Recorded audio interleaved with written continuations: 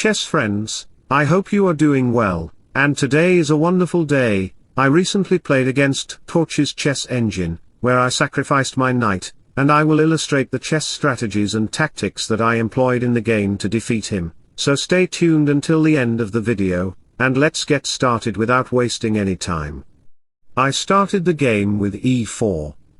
We have e6, deploying the French variation, but here we have d3. This d3 approach is very mind-blowing because black now chooses to construct c5, where he wants to put his knight on c6, following moves like d5 and knight to f6, knight to f3 follows, followed by knight to c6, asserting control over the center. g3 follows in the game, and this approach is very crucial to putting my bishop on the g2 square and playing a short side castle. Torch played g6 himself to deploy his bishop to assert control over the dark square diagonal. A few moves later, we have castling, and rather than considering c3, d4 knight to c3, or bishop to e3, I first played castle. We have knight to e7, where black wants to initiate the d5 move. Let me clarify that the f5 move is not possible because f5 is just vulnerable. It will weaken your king side therefore. Here I played c3 to control the d4 square, and b6 follows, where Torch wants to activate his bishop. Now we have d4 and center exchanges, and Torch immediately played bishop to a6 to assert control over my rook. A few moves later, we have d5.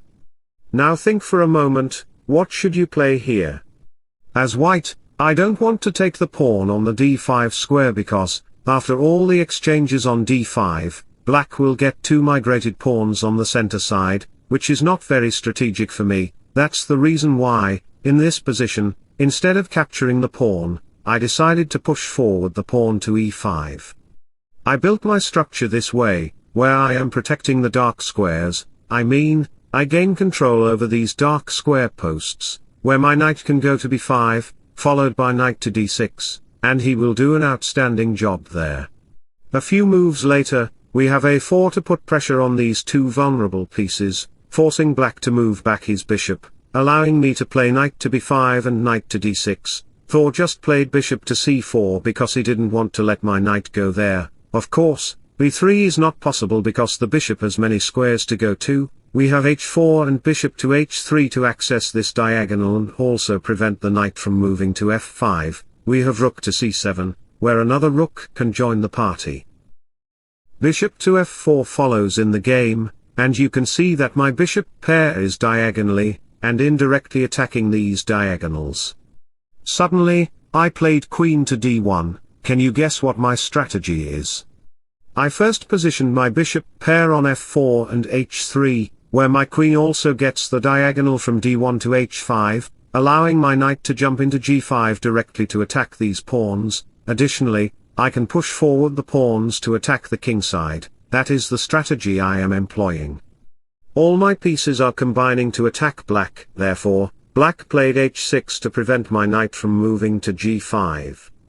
Now g4 happens in the game, allowing me to attack black while also exposing a weakness on the h6 square, where my queen can go to d2, the bishop moves back to f1, offering bishop exchanges, which Thor gladly accepts. A few moves later, I moved back my knight to use it more effectively on different squares. A few moves later, we have a4, attacking the queen.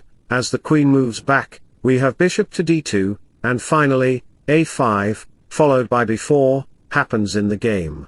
The b4 pawn is well protected by the knight and also asserts control over these dark squares. Additionally, it opens up the queen's diagonal. The king moves up to g2, allowing the rook to go to h1, followed by knight to g5 or pawn to g5, creating serious problems for Thor's kingside. A few moves later, we have a6, followed by knight to b8. Here, pause the video and think for a moment, should you capture the pawn on a6 or not? Many players might consider knight takes a6, but is it a good move? There is a move like h5, which asserts control over the g6 pawn. You have two options: capture the pawn or push forward. First, if you dare to push forward your pawn to g5, knight takes g5 will arrive, sacrificing the knight right on the board. After capture and recapture, the knight will be under attack. Therefore, after the knight moves to c6, you can play h6, attacking the bishop has only 2 squares to go. If the bishop moves to f8, you can push the pawn to h7. After the capture, a rook check happens, forcing the king to move. Then comes queen to b1, asserting control over the diagonal, leading to queen to h7, which can result in checkmate. Therefore, black needs to consider f5, protecting the 7th rank while also blocking the queen's diagonal. But hold on, I have something special for you. As the god of chess, I can play e takes f6 on pawn. The king needs to hide, and as soon as my knight comes to f4, the queen can go to g6, leaving the king completely vulnerable. After king to e8, queen g6 check follows, and the king is miserable. It has only 2 squares to go.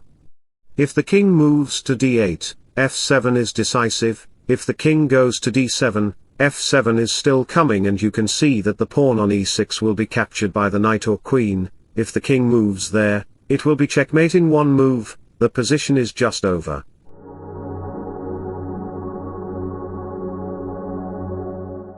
So, revisiting the position, we discovered that playing a natural move like g5 is a very bad choice. Therefore, if black dares to play g takes h5, let me show you the variation. You can play g5 anyway, attacking the pawn. After the capture and recapture, the knight to f4 is coming. Then, after black plays knight to g6, followed by knight to g4, exerting control over the squares and the pawn, h4 happens. After capture and recapture, queen to g4 arrives, attacking the pawn on e6 and the h4 pawn. After the rook moves, queen takes h4 happens, and queen to h7 can create serious problems for black's king. Additionally, the pawn is under attack, your position will be very bad, and white has a +5 advantage. Be happy with this move. So, let me share an inspirational quote in sudden with you. The only people who deserve to be in your life are the ones who treat you with love, kindness, and respect. So, going back to revision, we discovered that capturing the pawn is a very bad choice because you will undevelop your pieces, leading to a vulnerable position. We have knight to d7, and a few moves later, the king moves to h7. Maybe Torch wants to move his rook to h8 and bring his king there. That might be his plan. A few moves later, we have f6. Now, Thor's idea has become clear. He wants to open up his pieces movement and control the 7th rank. And in a few moves later, here, I played a brilliant move. Can you guess what billiard move I played here? The billiard move that I chose to consider is knight to g5, directly attacking the black king. And do you know that you cannot capture the knight? Let me show you the variation. If you do, then after a check and an attack on the knight simultaneously, I will win the knight, and your king's position will be vulnerable. So, going back to the position, capturing the knight is not a good idea. Therefore, as the king moves back to the g8 square, I capture the pawn on e6, and after the rook moves here, I played another great move. Think about it for a moment. The move that I considered is knight takes g7, and you might ask, what type of great move is this? It does not make any sense to the human brain. First of all, you can see that the black king has 3 minor pieces protecting it, and at the same time, he has 2 bodyguard pawns in the black king's position. Therefore, if I can eliminate all these pieces, the black king will be very insecure. That's the reason why I chose to eliminate the piece that is defending the king, right? So, the king becomes slightly weaker there. After the capture, knight to g4 happens in the game. Now, at this point, you cannot capture the pawn on g4 because it is well protected by the queen. Therefore, after black plays knight to e4, we will have rook to f6 on the board to attack the queen. Now, I will consider bishop to f4. You might say that bishop to f4 means it automatically gets pinned to the queen, and I can play g5 to attack the bishop. And you might think I blundered my piece, but hold on, you are mistaken. I can play knight to h5, attacking these pieces. And now, who made the mistake? You did. Additionally, I am threatening to play bishop to e5, therefore, you have to move back your king, and after the capture and recapture happen in the game, you can see that my position will be slightly better while your king's position is not good at all. I am putting too much pressure on these pawns and the knight simultaneously. I also have some possibilities to attack on the h-file. So, going back to the position, we discovered that black actually cannot capture the knight on g7, that's the reason why, after black captures the pawn on g4, it creates pressure on these pieces. After the bishop goes to f4, where I want to protect the knight, he captures the knight now. A few moves later, you can see that we have knight to g3, attacking the knight. Here, I again played another brilliant move. Can you guess what brilliant move I played here?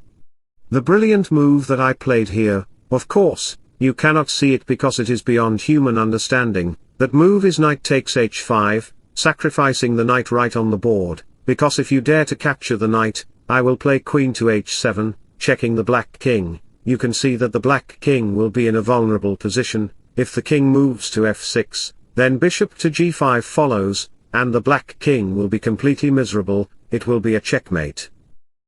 So, in this position, if the king moves back to f8, he will still be in a miserable condition because there is rook to e2, and rook to e7 is coming. A few moves later, rook to e7 will come, and I will have two checkmating threats. How can you predict that, right? So, going back to the position, we discovered that capturing the knight would be a very bad choice. That's why the knight moves back to f6. A few moves later, the bishop moves to g5 to attack the rook. Now, after a few moves, we are just maneuvering our pieces to create a 3-rook battery on this file. A few moves later, we have rook to a8 because I can play rook to e8 as well. Then, we have rook to a7 check, followed by rook exchanges.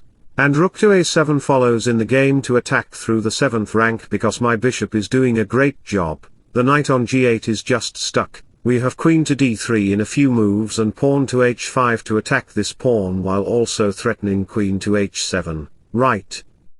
So, after the king moves, we have rook to a6, attacking the black queen and the pawn simultaneously. A few moves later, you can see that the king becomes very vulnerable inside the board. How can black protect his position? There is too much pressure coming from my pieces. At the end of the day, I just need to push forward my pawns, all that I need to do, and I will win the game. And in the end, I have 4 extra pawns, and I am just pushing them forward. A few moves later, I checkmated Thor's chess engine. I hope you enjoyed the game very much. If so, don't forget to like and subscribe to my channel. Wishing you all the best. Bye bye, take care and see you soon.